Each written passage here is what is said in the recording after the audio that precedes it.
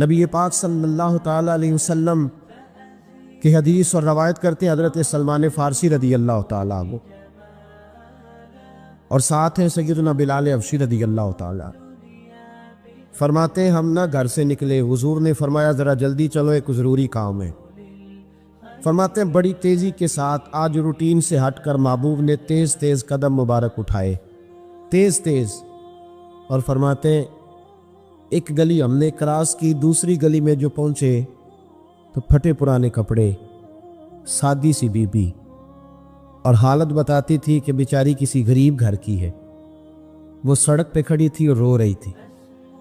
میرے کریم رسول نے فرمایا بلال اسے پوچھو کیا مسئلہ ہے، کیوں روتی ہے؟ تو حضرت سلمان عرض کرتے ہیں میں نے کہا حضور میں پوچھ لیتا ہوں، آپ جائیے، کام بڑا ضروری ہے جو نکلے، میں معلومات کرتا ہوں۔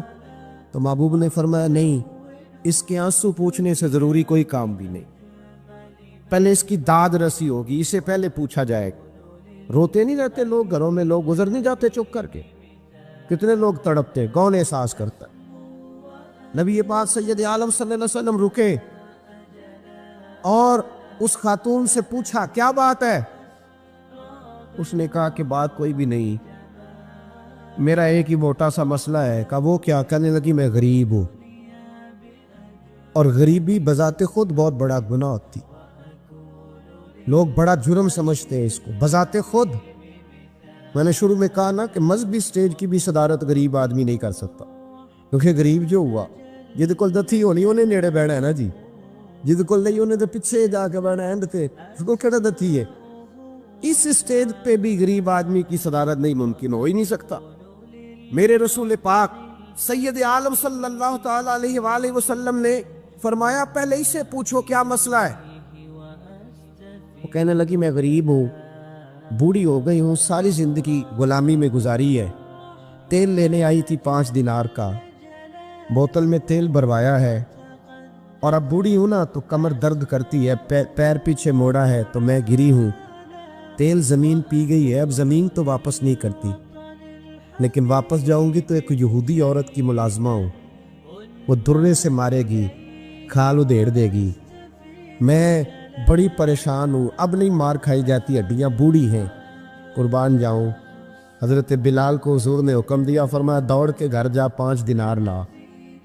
فرماتے 5 دینار لائے، تیل خرید کے دیا، وہ پھر رونے لگی۔ فرمایا آپ کیوں روتی ہے؟ اس نے کہا بتایا نا غریب ہوں، غریب کا جرم کوئی نہیں ہوتا، لیکن پیس دیا جاتا ہے، پھر بھی مار تو اب بھی پڑے گی، اب کیوں پڑے گی؟ تو عرض کرنے لگی محبوبہ مار اس لیے پڑے گی کہ دیر سے کیوں آئی ہے۔ تو میرے کریم رسول اور وہ بی بی حضور ابھی آئے ہیں مدینہ طیبہ، امام یوسف صالحی فرماتے ابھی آئے تھے حضور، سبل الہدی والرشاد کے مصنف کہتے ابھی آئے تھے نبی پاک، وہ جانتی بھی نہیں تھی۔ تو سید عالم صلی اللہ تعالیٰ علیہ وسلم نے فرمایا اچھا مار پڑے گی؟ کہا ہاں۔ او بھائی کونسلر جو کل آپ کو کہہ رہا تھا نا میں آپ کا خادم ہوں، کونسلر بے گناہ، بلکہ ہمارے ایس ایچ او صاحب اگر چودھری پہ پرچہ آ جائے تو اس کو ٹیلی فون کر کے پوچھتے ہیں صاحب جی تہاڈے خلاف درخواست آئی ہے، کی کرنا ہے؟ تو غریب آدمی بیچارہ، اس کی غلطی یہ تھی کہ وہ غریب تھا تو اس نے ریڑھی لگا لی چوک میں، اس کو دبوچ کے لے گئے، تینوں پتہ نہیں اتنے نہیں کھلوئی دا، اس کے پاس کل انویسٹمنٹ ہی 5000 تھی، سارا لے گئے۔ پھر وہ کونسلر صاحب کے پاس چلا گیا، سر میرے نال چلے آدھے ذرا میں تھانے جانا ہے، انہوں نے کہا گڈی کرائی آ، پیسے ہیں نہیں ایویں تھانے جائیدا ہے۔ اب وہ گاڑی لایا ہے، پتہ نہیں کہاں سے لایا ہے، تھانے پہنچا ہے، اور یہ ہے ہمارا حال کہ وہ ایس ایچ او بھی بیٹھا ہے کرسی پہ اور کونسلر بھی کرسی پہ بیٹھا ہے، اور وہ غریب پیروں میں بیٹھا ہے اور ہاتھ باندھ کے کہہ رہا میری ریڑھی دے چھڈو، میری 4 دھیاں نے تو میں شامی کھانا کھانا۔ کدھر گیا امت کا وہ ذوق؟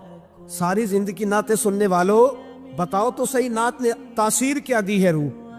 اگر ابھی بھی گھاڑی غریب کے پاس کھڑی نہیں ہوتی تو پھر کیا اثر ہوا ساری زندگی نعت سننے کا؟ میرے مصطفیٰ کریم سید عالم صلی اللہ تعالیٰ علیہ وسلم نے فرمایا اس خاتون سے، یہاں کونسلر ساتھ نہیں جاتا، کہتا کر دیا ٹیلی فون، سویرے 9 بجے پہنچ جانا۔ پر کائنات کی سب سے معزز شخصیت حضرت سیدنا بلال حبشی رضی اللہ تعالیٰ عنہ فرماتے ہیں میرے نبی پاک نے فرمایا بی بی چل میں تیرے ساتھ چلتا ہوں۔ گویا اللہ کی ساری رحمتیں اس کے ساتھ ساتھ چلنے لگی. اور آگے آگے نہیں، ساری کتابیں پڑھ لو. وہ پھٹے پرانے کپڑوں والی بی بی آگے آگے اور اللہ کے کریم رسول پیچھے پیچھے. ساری گلیاں اس نے پھرائی، مدینے کی صحرا آ گیا. ایک دروازے پہ دستک دی، سے مالکن آئی. وہ بی بی بعد میں کہتی ہے میں بھی بڑی ڈاڈی تھی، طاقت ہی نہیں تھی میرے سامنے کو کھڑا ہو سکے. لیکن جب میں باہر نکلی تو میں نے نور کے حالے میں لپٹی ہوئی ایک عظیم ہستی کو دیکھا. فرماتے محبوب کے گورے چٹے رنگ کے اوپر کالی زلفیں اور محبوب پاک کی مقدس آنکھیں جب تک بات کرتے رہے نظریں زمین پہ جھکی رہی. شرم و حیا والے رسول نے بڑے میٹھے، بڑے دھیمے، بڑے خوبصورت لہجے میں کہا. بریلی کے امام فرماتے ہیں نیچی نظروں کی شرم و حیا پہ درود. بڑے دھیمے لہجے میں فرمایا تیری نوکرانی ہے تیری. عورت کہتی ہے میں تو حضور کے جلووں میں محب ہو گئی کہ سادگی میں اتنا حسن میں نے دیکھا ہی نہیں. تیری نوکرانی ہے. کہا ہاں. میرے محبوب نے فرمایا بیچاری کی غلطی کوئی نہیں، اسے مارنا نا، اس سے تیل گر گیا تھا، نیا خریدتے دیر ہو گئی، رو رہی تھی تو میں سفارش کرنے آیا ہوں. وہ خاتون کہتی ہے کسی کی نہیں مانی تھی، پر محبوب کے جملوں میں تاثیر اتنی تھی ککھ سواد نہیں مشری اندر اسا کھنڈا می چکھ ڈٹھیاں انہاں ساریاں شہواں نالوں گلاں سجن دیا مٹھیاں. فرماتے نبی پاک صلی اللہ تعالیٰ علیہ وآلہ وسلم نے فرمایا کچھ نہ کہنا. کہنے لگی نہیں کہتی، میرا وعدہ رہا، کچھ نہیں کہوں گی. اب میرے حبیب نے پھر نظر اٹھائی اور اس غریبنی کی طرف دیکھا اور فرمایا تو اگر کہے تو میں جاؤں، تو اگر کہے تو میں خود بھیک دے، خود ہی کہے منگتے کا بھلا ہو، تو اگر کہے تو میں جاؤں. اس نے خراج پیش کیا تو چند آنسو گرائے.